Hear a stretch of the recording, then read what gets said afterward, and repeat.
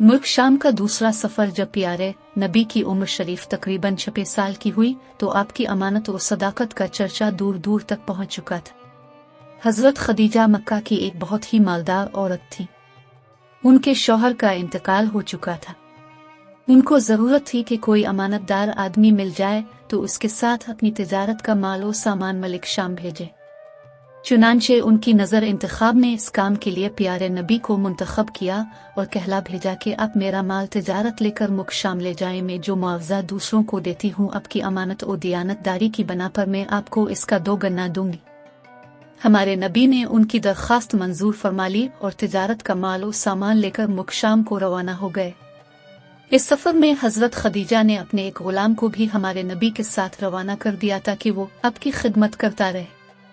जब आप मुल्क शाम के मशहूर शहर बसरी के बाजार में पहुंचे तो वहां राहिब की खानका के करीब में ठहरे। राहिब गुलाम को बहुत पहले से जानता पहचानता था।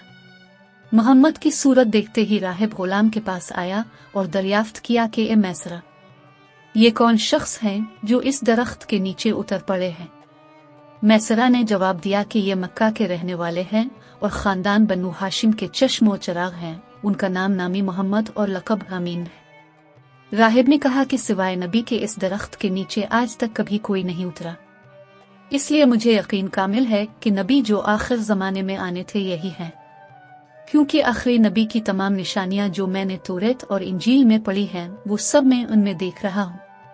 काश मैं इस वक्त जिंदा रहता जब ये अपनी नबुव्वत का ऐलान करेंगे तो मैं उनकी भरपूर मदद करता और पूरी जानिसारी के साथ उनकी खिदमत गुजारी में अपनी तमाम उम्र गुजार देता। ए मैसरा, मैं तुमको नसीहत और वसीयत करता हूँ कि खबरदार एक लम्हा के लिए भी तुम उनसे जुदा न होना और इंतहाई खुलूस व अकीदत के साथ उनकी खिदमत करते रहना, क्योंकि अल्लाह पाक ने उनको आखिरी नबी होने का शर्फ अता फरमाया है। आखिरी नबी बसरी के बाजार में बहुत जल्द तिजारत का माल फरोख्त करके मक्का मुकर्रमा वापस आ गए। वापसी में जब आपका काफिला शहर मक्का में दाखिल होने लगा तो हजरत बीबी खदीजा एक बाला खाने पर बैठी हुई काफिला की आमद का मंजर देख रही थी। जब उनकी नजर आखिरी नबी मोहम्मद पर पड़ी तो उन्हें ऐसा नजर आया कि 2 फरिश्ते आपके सर पर धूप से साया किए हुए हैं। हजरत खदीजा के कल्ब पर इस नूरानी मंजर का एक खास असर हुआ और वो अकीदत से इंतहाई मोहब्बत के साथ ये हुसैन जलवा देखती रही। फिर अपने गुलाम मैसरा से उन्होंने कई दिन के बाद इसका जिक्र किया तो मैसरा ने बताया कि मैं तो पूरे सफर में यही मंजर देखता रहा हूँ और उसके अलावा मैंने बहुत सी अजीब व गरीब बातों का मुशाहिदा किया है। फिर मैसरा ने राहिब की गुफ्तगू और उसकी अकीदत व मोहब्बत का तज़किरा भी किया।